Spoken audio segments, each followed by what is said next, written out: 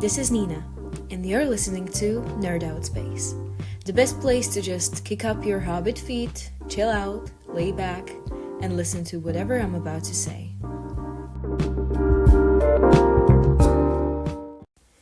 Trigger warning.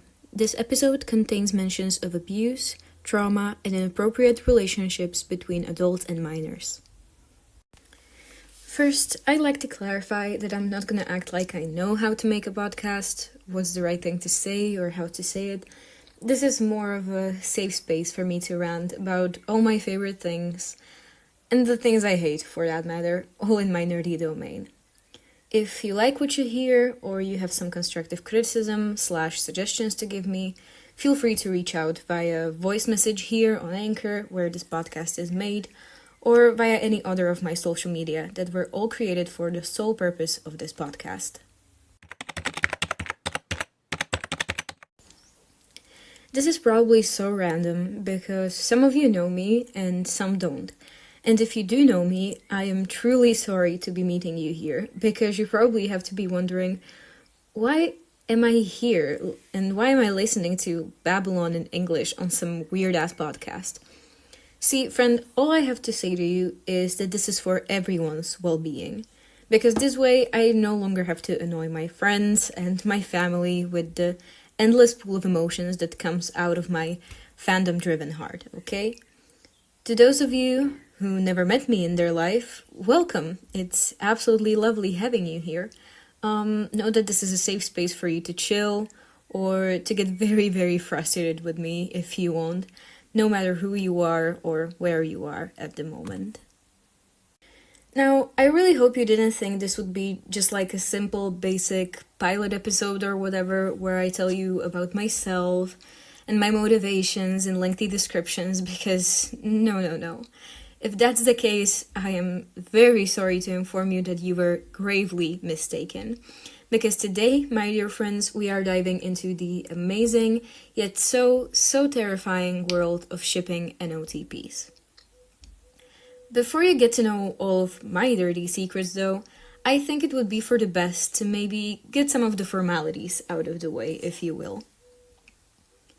According to our beloved friend that never gets anything wrong like ever, Urban Dictionary, shipping is the act of wanting or supporting two or more, but that is an addition that I made according to my reading and watching experience, individuals involved in a romantic relationship.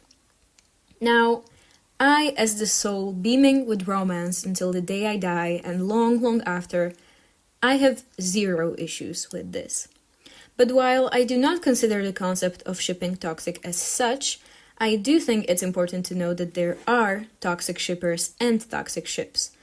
But let's not get ahead of ourselves, right?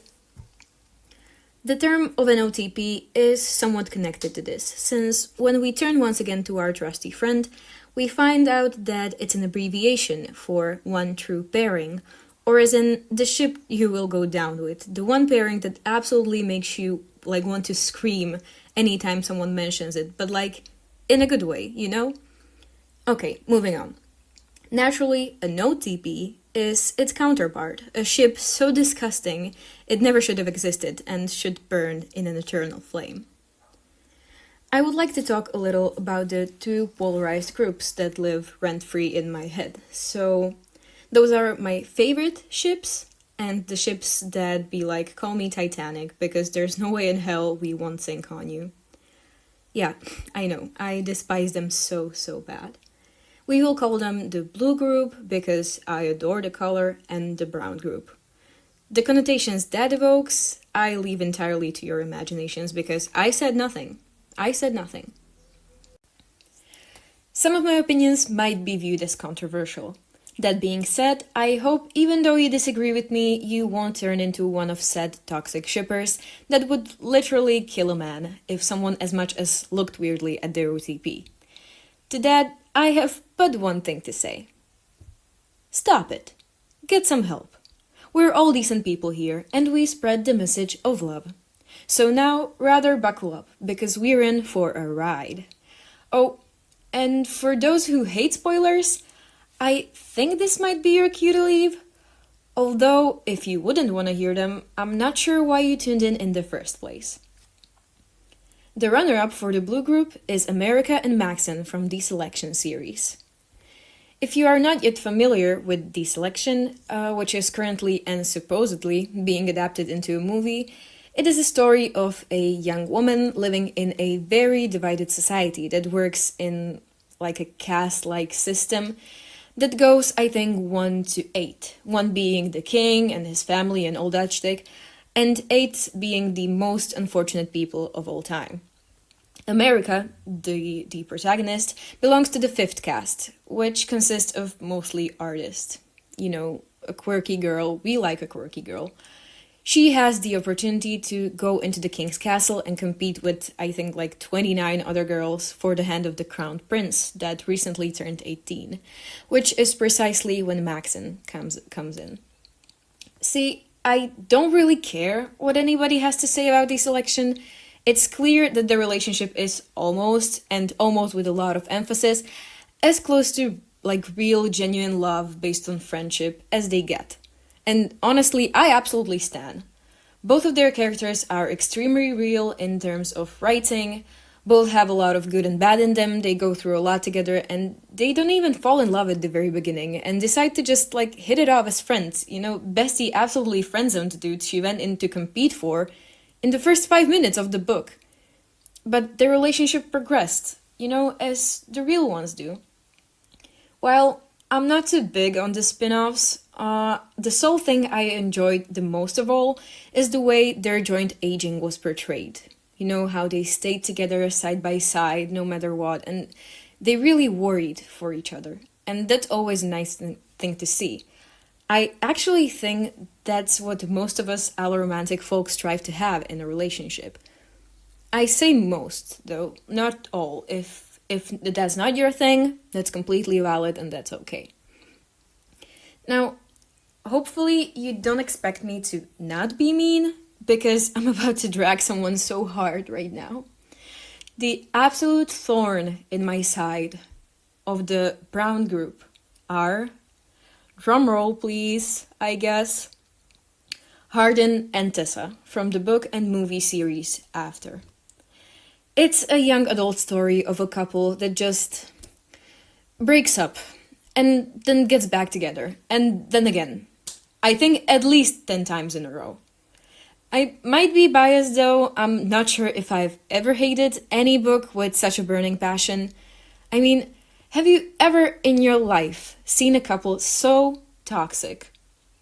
I only read like the first book, which, by the by, was done awfully in Slovak translation, since I somehow got a piece that was like mishandled by the print.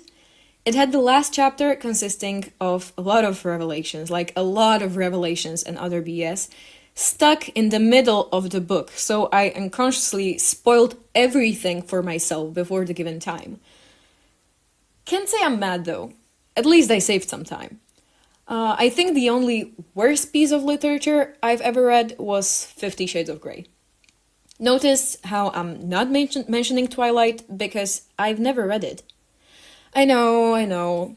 How do I even dare to call myself bookworm? Well, listen here, Susan. Not everyone has the money or the time or the energy to buy 4 or now even 5 thick-ass books that I most likely wouldn't even enjoy. But I digress. First of all, what kind of name is even Hardin? Some of you might consider this an unnecessary hate, but like, look. The whole series is based on a Wattpad fanfiction on Harry Styles while 1D was still functioning.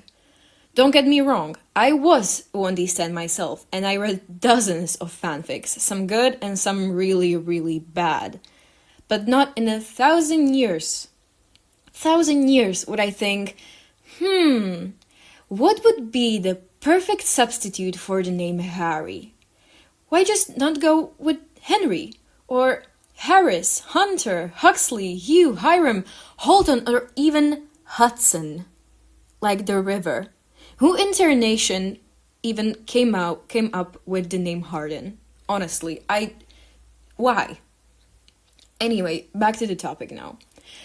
Tessa and Hardin are one of the worst couples to be shipped, period. I'm not taking opinions.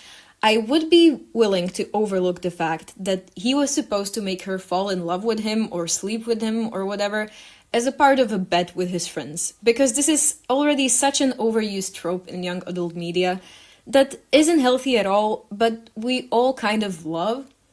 That being said, what is not okay, as if this was okay, but never mind, what is not okay is that Hardin is clearly mentally unwell. Time and time again, he shows that he is abusive and dangerous and absolutely not stable. And Tessa keeps coming back like clockwork.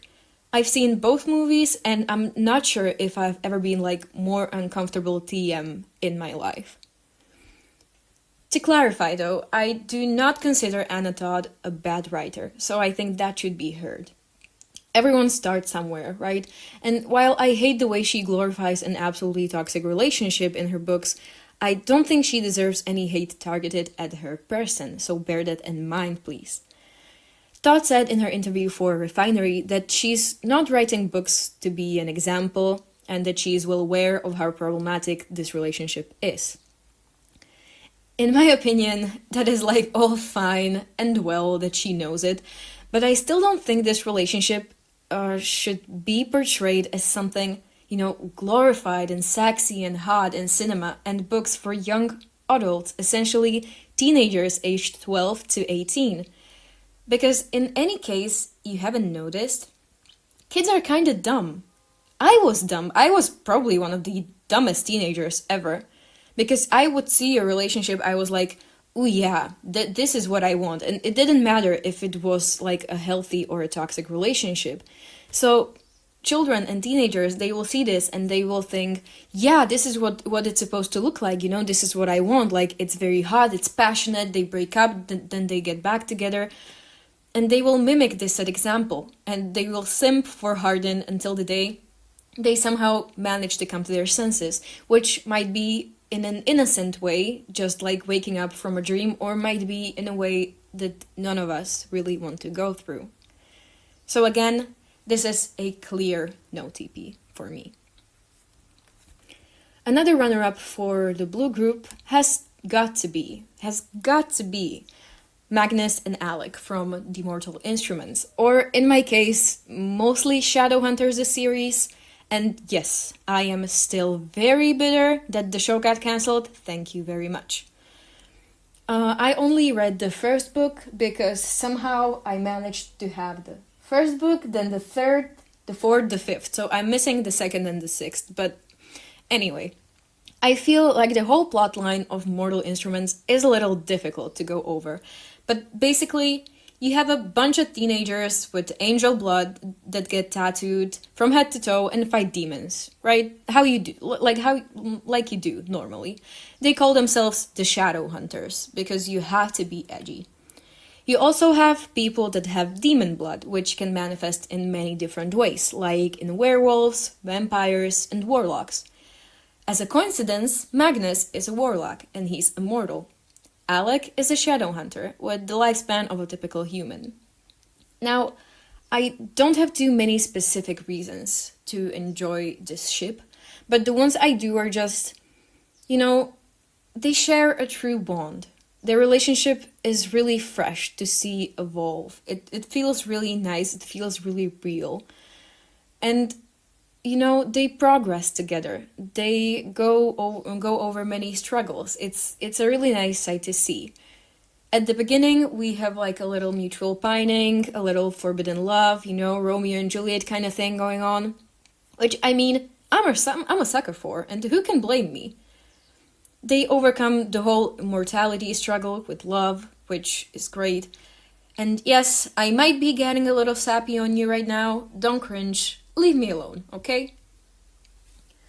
To be honest, the actors for both Alec and Magnus did a really good job, and the writing of their relationship was probably the best out of the entire show, which, now that I'm saying it, is a little upsetting, considering how many things and seasons were happening and were going on, and had potential. So yeah, that's kind of sad, but hey, whatever, right? moving on. It got cancelled, so I guess there was a reason, but nah. Out of the brown group, there is a ton, and I mean a ton, of other couples that I can throw shade on. So here I go. This might be an incredibly unpopular opinion, but hear me out. Ander and Omar, from the Netflix show Elite, or Elite, if you will. If you don't yet know Elite, which I advise you should change because Spanish drama is the best drama. They are the drama queens of the world. It is a show taking place in a preppy high school somewhere in Spain. A murder happens and is undergoing an investigation. Now, who doesn't like a good mystery, right? I mean, I'm not really like a detective mystery kind of thing. I mean, I do love to watch some, but I never read any because I get kind of bored. But it's a little difficult to divide the characters of the series. But I'd say that Ander and Omar are one of the supporting roles, I think. Before y'all tear into me saying this is your all-time favorite ship, let me just state my points, okay? I am not by any means trashing you as a person for shipping this. If that's your thing, go ahead sis, pop off, I don't care.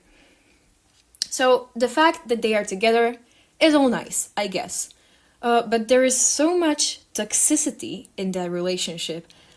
Like, I'm not saying that toxic relationship cannot overcome and grow out of the bad habits to become a better one. In fact, there will be another couple from the same series, which I feel sets a much better example, considering this. When it comes to Omar and Ander, the toxicity kind of repeats itself in a magical cycle. First, they keep pushing each other away, which I understand, like coming out of the closet, I can't even imagine what that must be like. You know, but when they actually manage to overcome this kind of like this big obstacle, you would expect it to get better, but it doesn't, because then they cheat. And then they make up, and then they cheat again, and they make up, and cheat and make up. And it's all running in an endless circle. I recently rewatched Elite just to prepare myself for the upcoming 5th season, and anytime their screen time would come, I was just low-key so annoyed, because the same mistakes kept repeating themselves without much of a change for the better. Which, you know, you don't really want to see being glorified on the internet as it is. From what I've seen in the trailers and teasers, I must say I am mostly disappointed, because I do think it's just gonna stay the same and it won't change, which is really sad to see. Mostly because this is the longest lasting relationship, queer relationship on the series. So you would expect some kind of healthy development, but I guess not. The third part of the blue group must absolutely consist of Nadia and Guzman from Elite. Don't even try and fight me on this one, okay? If you hate them, that's on you, but you're missing out on some spectacular character growth and development. In the relationship of Guzman and Nadia, we are meeting two very different people that fall for each other, that go from enemies to lovers, you know, which we all love, but more than that, their relationship explores moral dilemmas, cultural differences, dealing with trauma and growth together and on their own. A proud, preppy asshole and a Muslim girl. Their chemistry flies around in sparks, yes, but the way they complement each other and the way they make each other into better people is a force to be reckoned with. The writers and actors did a marvelous job so far, or at least in my opinion. But after seeing all the recent trailers and teasers, I am extremely, and when I say extremely, I mean it, because I'm quaking in my boots. I'm extremely afraid that it's kind of just going downhill from now on.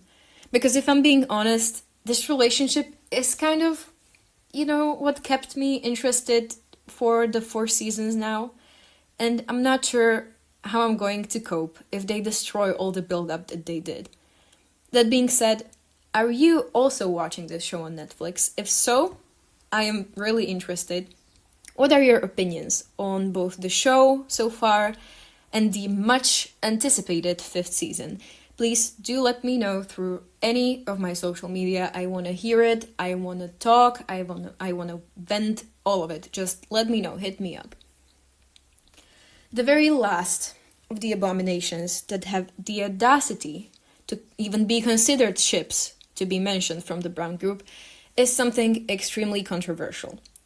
If I know you, and you have anything, and I mean it, if you have anything to do with this ship, or a similar one, please listen carefully and maybe, just maybe, reconsider this whole thing you've got going on, okay? I want to touch up on a ship from Harry Potter. I'm not gonna get into the whole Rowling fiasco, because that's a whole another rant. But the ship being mainly Snape and absolutely anyone that is under the age of 18. You might be laughing now, and I see that. I've seen you, and I've seen your fanfics on Archive of Our Own or Wattpad about Snape pinning a 15-year-old Harry to the wall and doing heaven knows what. I am shook. Let me tell you, I am shook, I am disgusted, and I am terrified. Let me tell you, I do not condemn you or judge you as a person if this is something you've been into. You might be unaware of how problematic this is. And if that's the case, you're lucky, because I am here to explain and tell you about it. This ship, and any other ship that is similar to this one, meaning one that involves a full-ass adult and a minor, is problematic. Because it promotes pedophilia as something to be glorified, which is not. We don't have survivors of those kind of horrible situations in which a literal child had to go through a traumatic experience for us to tolerate ships like this being praised and written about like it's okay, because it's not. And I'm looking at you, the person that ships My Hero Academia teaching characters with their students. No more Eraserhead and Froppy. No more All Might and Deku. Stop it. Stop it. Be better than that, please. And while we're at it, please stop sexualizing 15-year-olds. Like, I don't mind if you ship the students together, like as an actual proud Kachako shipper, I am speaking to you, which I'm also not taking any shit about. But, it makes a little more sense because they are the same age at least. It might make us a little weird and a tad too emotionally invested in the relationship of animated teenage characters, yes, but it does not undermine anyone's traumatic experience. So why don't we just leave it at that? Okay? Please, I'm begging you. Don't even consider looking into these ships. Don't give them any attention. They need to be avoided because they are extremely problematic. Phew. Okay, so that was a whole another rant. I feel like I actually might be running out of words, which doesn't really happen too often. So, write this down into your calendar or just phone notes or something, because you actually might be witnessing history. But before we part ways, travelers, I'd like to share with you something, which is my all-time favorite ship. The OTP, so ingrained in my heart, I might just cherish them forever. That not being me and my partner. No. Let me tell you. Are you at all familiar with Percy Jackson? No, I don't mean the atrocity of a movie. That's just pure sad, right? I mean the books. The ones of you that actually know me. Some might not, but the ones of you that do know me are well aware that I would probably read anything from Rick Riordan, even his shopping list if he gave me one. So, when I say that Annabeth and Percy are the absolute perfect embodiment of enemies to friends to lovers slow burn, I am right. And if I am not right, then nothing in this world makes sense anymore. They've literally known each other since they were 12. And now they are whole grown-ass adults, going to university together and all that, lovey-dovey stuff. And before you roll your eyes, this is not just some baseless romance, okay? Percy jumped into Tartarus, also known as the literal Greek equivalent of hell, just for Annabeth, just to save her and to not leave her alone and to leave her for death. She was literally the only person who knew where Percy's Achilles' heel was.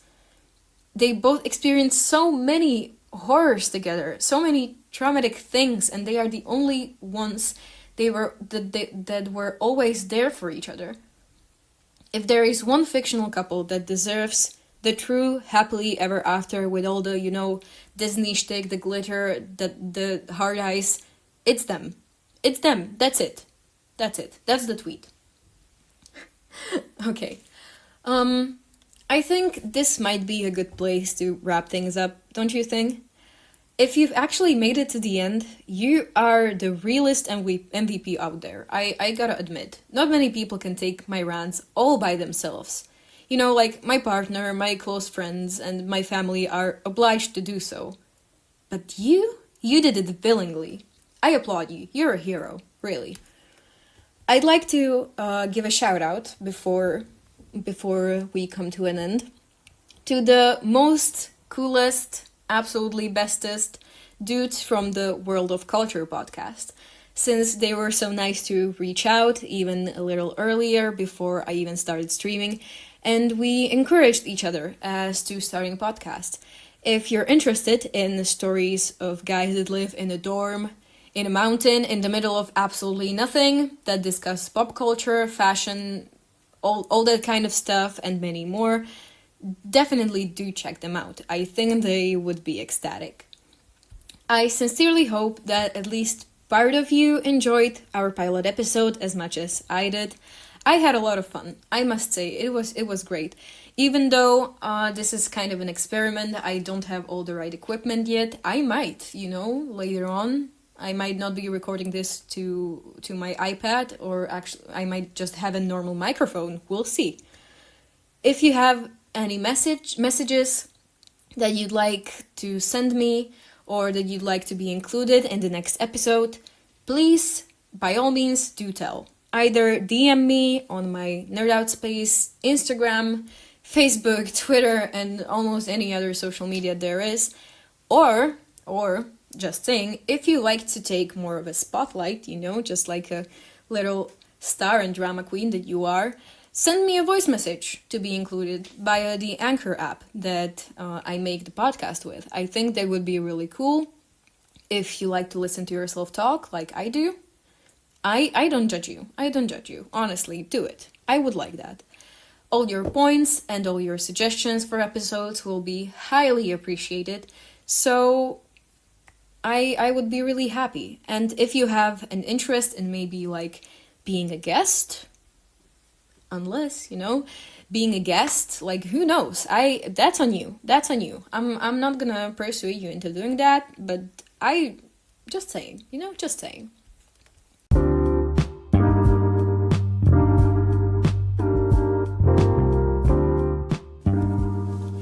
So, thank you so much for tuning in just to listen to me talk. It was beautiful. This one might be a little shorter, the next one might be a little longer. We will see. That being said, you've been a delight.